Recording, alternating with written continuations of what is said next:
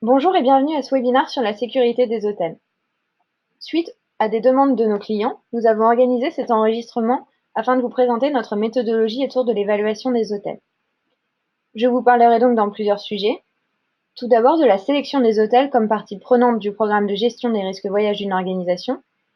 Et enfin, des critères clés à prendre en compte dans ce processus de sélection. Je m'appelle Charline Gelin et je suis responsable sûreté pour International SOS et contrôle risque. Dans ce cadre, je me suis particulièrement intéressée au sujet de la sûreté des hôtels, qui est une problématique qui touche aujourd'hui toutes les organisations, peu importe leur nombre de voyageurs d'affaires. Nous traitons très fréquemment des demandes de recommandations d'hôtels, que ce soit via nos plateaux d'assistance ou par des analyses plus détaillées en fonction de l'exposition au risque de nos clients. Ce type de demande a notamment explosé suite à de nombreux incidents sûreté qui ont touché directement des hôtels, comme vous pouvez le voir à l'écran.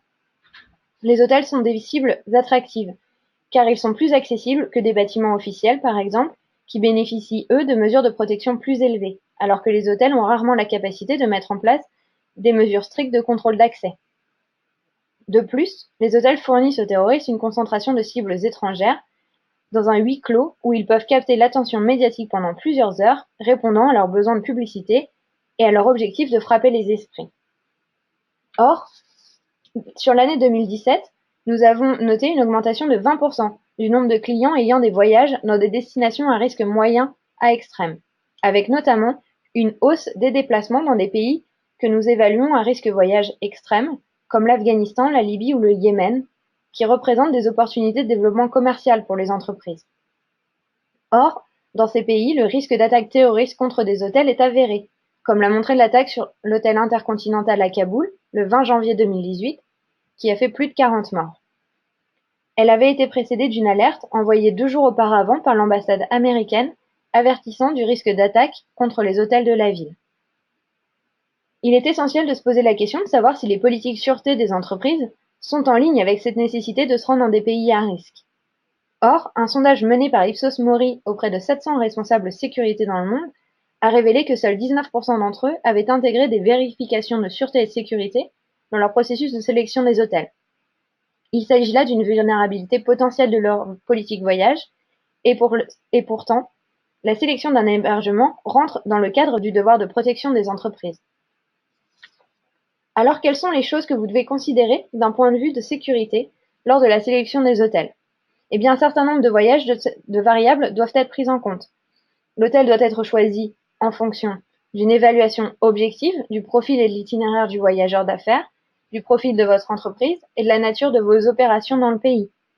De l'environnement sécuritaire au moment du déplacement, il faut prendre en compte les événements qui peuvent impacter votre analyse, comme des élections, une fête nationale ou des manifestations par exemple.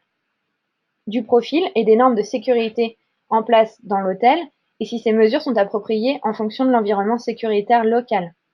Et enfin, l'emplacement de l'hôtel, en particulier en ce qui concerne sa proximité avec les lieux visités par le voyageur, mais aussi sa proximité de zones à risque comme les ambassades ou des bâtiments gouvernementaux qui peuvent représenter une cible terroriste attractive, mais fait également bénéficier les hôtels de mesures de surveillance renforcées. Le niveau de sûreté et les différentes menaces sont évidemment le premier élément à prendre en compte dans cette analyse et doivent être un guide pour votre politique voyage. Dans les zones considérées comme présentant un niveau de risque insignifiant ou faible, le point principal à évaluer est de savoir si l'hôtel dispose de normes de base en matière de sécurité incendie et de sûreté.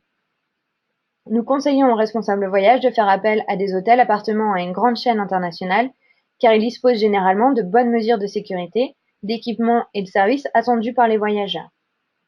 Les hôtels indépendants ou les guest houses, choisis pour des raisons de confort ou de proximité, peuvent convenir, à condition qu'ils respectent les exigences de sécurité, de sûreté et la politique voyage de l'organisation.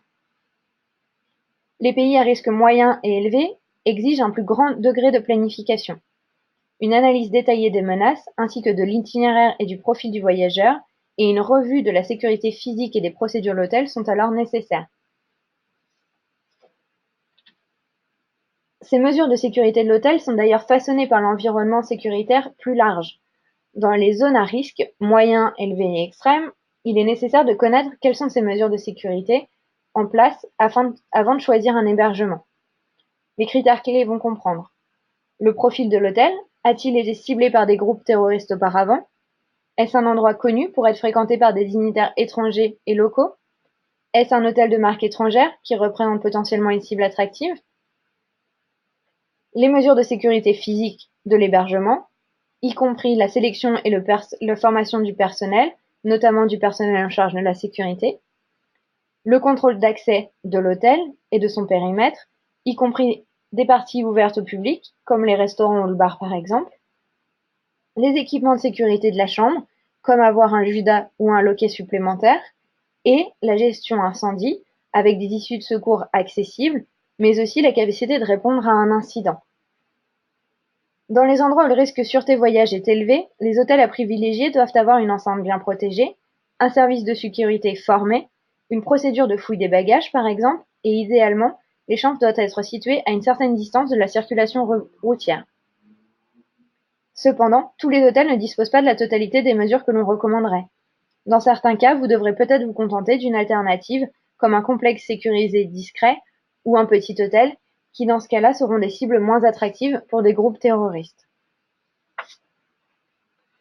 Les autres critères sont liés à la localisation de l'hôtel et doivent être clairement identifiés. Il peut s'agir de la proximité avec des lieux de rassemblement, particulièrement des lieux où se déroulent des manifestations qui sont ponctuellement prévues, comme la place de la République à Paris, ou être à côté d'un parlement où les députés s'apprêtent à voter une loi controversée, être près d'un QG de parti politique contre lequel se mobilisent des protestataires dans une période électorale tendue, ou sur un axe régulièrement emprunté par des cortèges de manifestants.